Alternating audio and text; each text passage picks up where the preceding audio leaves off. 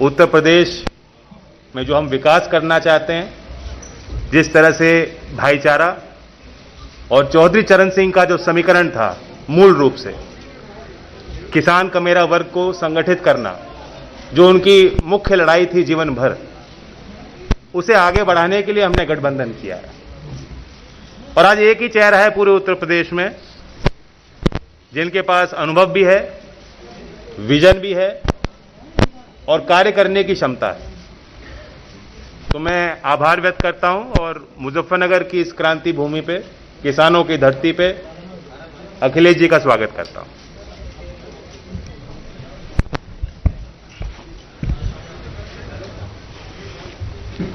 मैं सबसे पहले जयंत चौधरी जी और इसके साथ साथ मैं अपनी प्रेस के जितने भी साथी यहाँ उपस्थित हैं, मैं इस विलंब के लिए आप लोगों से क्षमा मांगता हूँ। देरी का कारण मुझे नहीं बताया गया। मैं कई घंटे हेलीकॉप्टर में बैठा रहा, रिफ्यूल कराना पड़ा, उसके बाद मैं आपके बीच में पहुंचा हूं। मैं धन्यवाद देता हूं जिसकी भी कृपा से मैं आपके पास पहुंचा हूं। मैं पत्रकार साथियों का बहुत बहुत धन्यवाद। आज मुजफ्फरनगर में चुनाव की पहली प्रेस कॉन्फ्रेंस हो रही है। सबसे पहले मैं चौधरी चरण सिंह जी को याद करता हूं। चौधरी चरण सिंह जी ने जो रास्ता दिखाया था किसानों को मजबूत करने के लिए, उनको सशक्त करने के लिए, उनकी फसल पैदावार की सही कीमत मिल जाए और किसान का परिवार आर्थिक रूप से कैसे संपन्न हो।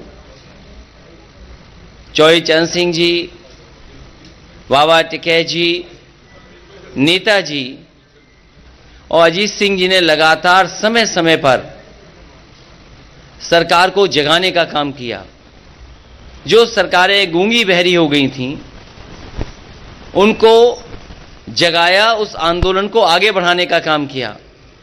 मुझे खुशी है इस बात की कि आज जयंत चौधरी जी और हम लोग मिलकर के उस विरासत को आगे बढ़ा रहे हैं। ये चुनाव जहां किसान के भविष्य का है, नौजवान के भविष्य का है, व्यापार को आगे बढ़ाने का है, वहीं चौधरी चरण सिंह जी की विरासत को आगे बढ़ाने का भी है, जो किसानों को संपन्न बनाना चाहते थे। किसानों के लिए सपना देखा था कि वो संपन्न हों, लेकिन जो हालात हैं, भारतीय जनता पार्टी ने किसानों को कहा कि उनकी आय दोगुनी होगी, फसल समय पर खरीदी जाएगी और भुगतान भी समय पर होगा। लेकिन जिस तरीके से जो 3 कानून लाए गए बिना किसानों की राय मशवरे के, और मैं बधाई देना चाहता हूं किसानों को, उनकी ताकत का एहसास दिलाया। लोकतंत्र में किसानों ने एकजुट होकर के और सब कुछ भूल करके एक साथ खड़े होकर के मजबूर किया सरकार को, और सरकार को अंततः वो कानून वापस लेने पड़े। भारतीय जनता पार्टी आज भी नहीं कह सकती है कि वो 3 कानून क्यों लागू किए थे और 3 कानून क्यों वापस ले लिए।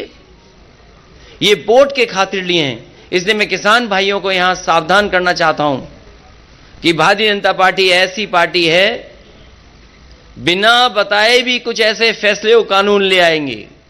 इसलिए मैं आरएलडी और समाजवादी पार्टी का गठबंधन है, किसान भाइयों को भरोसा दिलाना चाहता हूं कि कोई भी ऐसे काले कानून उत्तर प्रदेश में कभी लागू नहीं हो पाएंगे, जो भारतीय जनता पार्टी की नीयत है, जो उनकी मंशा है।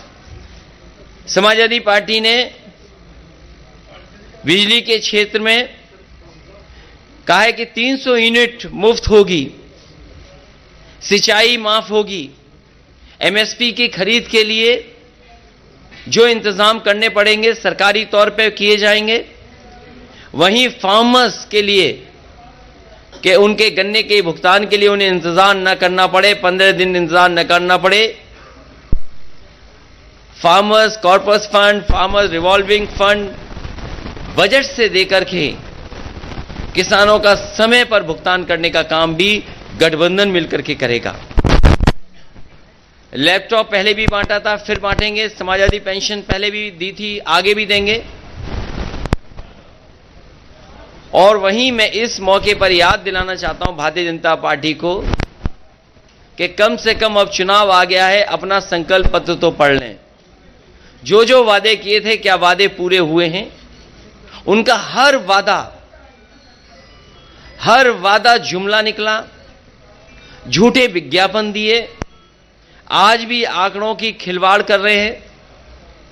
और जब भारतीय जनता पार्टी घिर जाती है तो बुनियादी मुद्दों से हट करके काम करती है। मुझे उम्मीद है कि इस क्षेत्र में हमेशा गंगा जमुनी तहजीब, भाईचारा और आपस में मिलकर के नकारात्मक सोच को हमेशा नकारा है। इस चुनाव में भी नकारात्मक सोच को नकारने का काम करेंगे और मुझे उम्मीद है कि इस बार ऐतिहासिक जीत होने जा रही है। आरएलडी और समाजवादी पार्टी मिलकर के उत्तर प्रदेश से भारतीय जनता पार्टी का सफाया करेंगे।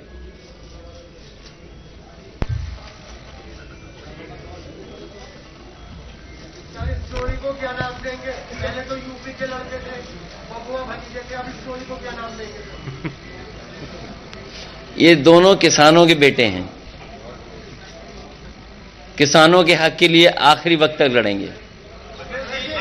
और इसीलिए मैं जेब में एक पोटली लेके चलता हूं, लाल टोपी और लाल पोटली। ये अन्नदाता के पक्ष में हराने के लिए, उन्हें भगाने के लिए अन्न संकल्प लेकर के चलता हूं। मैं तो कहूंगा पत्रकार साथियों, अगर आप में भी कोई लेना चाहे तो अन्न संकल्प ले सकता है। हम सब तो ले चुके हैं, ले लिया आप। अन्न संकल्प ले लिया हमारे अध्यक्ष जी और सब लोगों ने।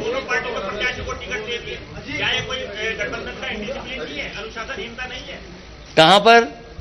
मार्च में दे दिया आपने, बिजनौर में आपने और दोनों ने। ये हम दोनों बैठ करके तय कर लेंगे। ये कब तय होगा? बहुत जल्दी। कुछ आज तय हो जाएगा, कुछ कल कल तक आप देखेंगे सब तय हो जाएगा। लगातार एक सवाल उठ रहा है, हर एक कार्यकर्ता से मैं भी क्या मुस्लिम राजनीति को हाशिए पर रखा गया? किसी भी मुस्लिम प्रत्याशी को टिकट नहीं दिया गया, ये क्या सोचते हैं? ये गंगा जमुनी तहजीब है, गंगा जमुनी संस्कृति को मिल करके आगे बढ़ाने का काम कर रहे हैं। नेगेटिव पॉलिटिक्स को खत्म कर रहे हैं, नकारात्मक पॉलिटिक्स को खत्म कर रहे हैं। और समाजवादी पार्टी आरएलडी मिलकर के, यहां सवाल ये नहीं किसको टिकट मिला किसको नहीं मिला, हम दोनों मिलकर के किसानों के हक और सम्मान के लिए लगातार आगे बढ़ते रहेंगे, लगातार संघर्ष का रास्ता अपनाएंगे। सवाल यह है अखिलेश जी, सवाल यह है कि पिछले एक सप्ताह से मुजफ्फरनगर में 2013 की वीडियो मैनिपुलेटिव करके और मनगढ़ंत बनाकर वायरल की जा रही है। बीजेपी के लीडर भी जब इलाके में जाते हैं तो वही बात याद दोहराते हैं, उनके बड़े लीडर भी ये कर रहे हैं। तो क्या मौलिकता के आधार पर विकास के मुद्दे पर भारतीय जनता पार्टी बहस से बच रही है? भारतीय जनता पार्टी अभी भी पुराने ही मुद्दे उठा रही है, उनके नेता पुराने ही सवाल उठा रहे हैं। भारतीय जनता पार्टी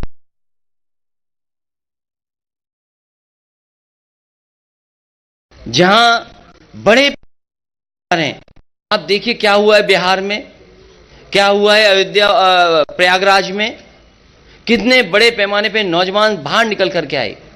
किसकी जिम्मेदारी थी परीक्षा को सही ढंग से कराना? आरआरबी एनटीपीसी को लेकर के जो आंदोलन कर रहे नौजवान, कितना अपमानित होना पड़ रहा है उन्हें। सवाल यह है कि नौजवानों को नौकरी रोजगार मिलेगा कि नहीं मिलेगा, लेकिन भारतीय जनता पार्टी से बात नहीं करना चाहती है।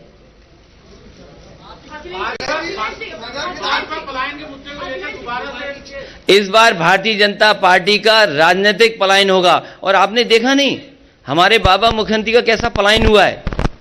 वो पहले अयोध्या से टिकट मांग रहे थे, मथुरा से टिकट मांग रहे थे, प्रयागराज से टिकट मांग रहे थे। भारतीय जनता पार्टी ने ऐसा उनका पॉलिटिकल पलायन किया है कि उन्हें घर भेज दिया वापस। इलेक्शन में जिस तरह के घोषित प्रतिबंध है सर, जिस तरह के घोषित अघोषित प्रतिबंध इलेक्शन पर है, आपको लगता है इस तरह की कल्पना आपने इलेक्शन की थी? भारतीय जनता पार्टी के लोग पर्चा भी बांट रहे हैं तो कोरोना फैलाने के लिए बांट रहे हैं ऐसे करके। उन्हें ये नहीं पता इलेक्शन कमीशन को ऐसे लोगों को एकदम रोक देना चाहिए। जो ये भूल गए हों कि कोरोना फैलता कैसे है। मुझे खुशी है यहाँ जितने भी पत्रकार बैठे हैं और हम लोग सब जो इलेक्शन कमीशन की गाइडलाइन है उसका पालन कर रहे हैं। सर 300 यूनिट की जो एक पर्चा बांटा जा रहा है सर, एक पर्चा बांटा जा रहा है, एक पर्चा बांटा जा रहा है सर, और कह रहे हैं कि हम सरदार पटेल के पुजारी हैं। अखिलेश सर एक पर्चा बांटा जा रहा है। ये प्रिविलेज अगर किसी पर है, किसी के स्टेटमेंट को ट्विस्ट करने का, तो भारतीय जनता पार्टी पर। भारतीय जनता पार्टी कुछ भी कर सकती है, कोई भी ट्विस्ट कर सकती है।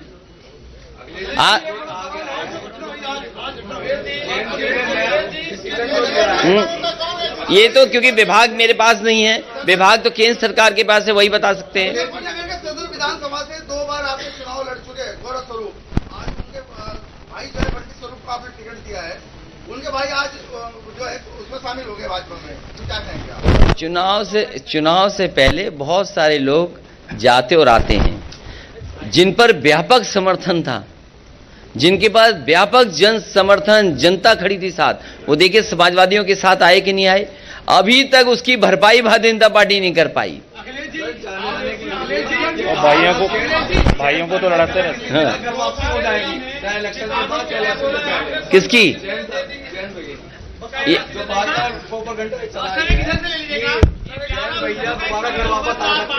आप किस पड़ोस में रहते हो? मैं उस पड़ोस में नहीं रहता, ना मेरा घर है वहां।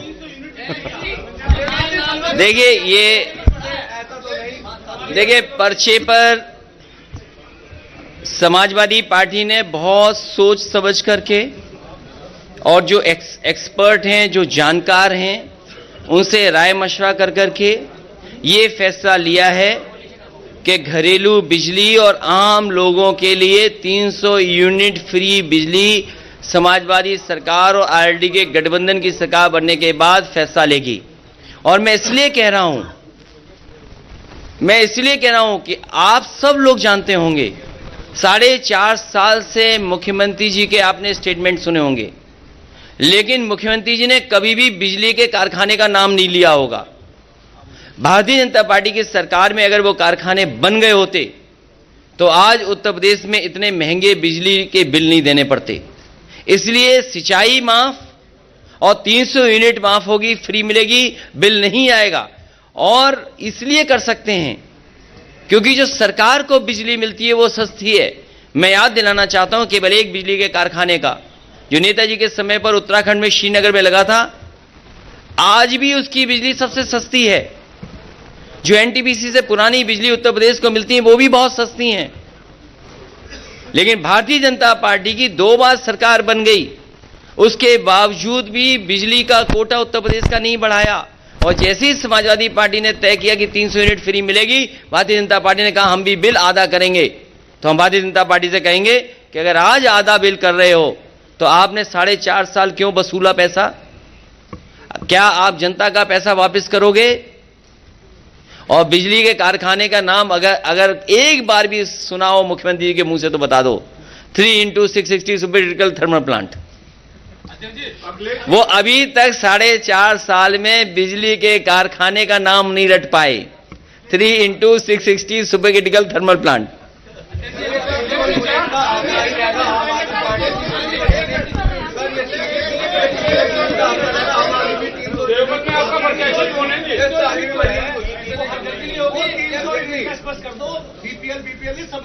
सबके लिए है, सबके लिए है।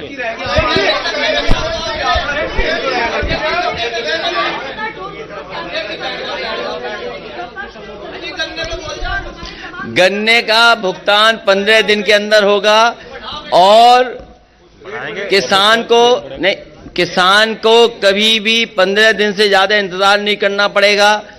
कई बार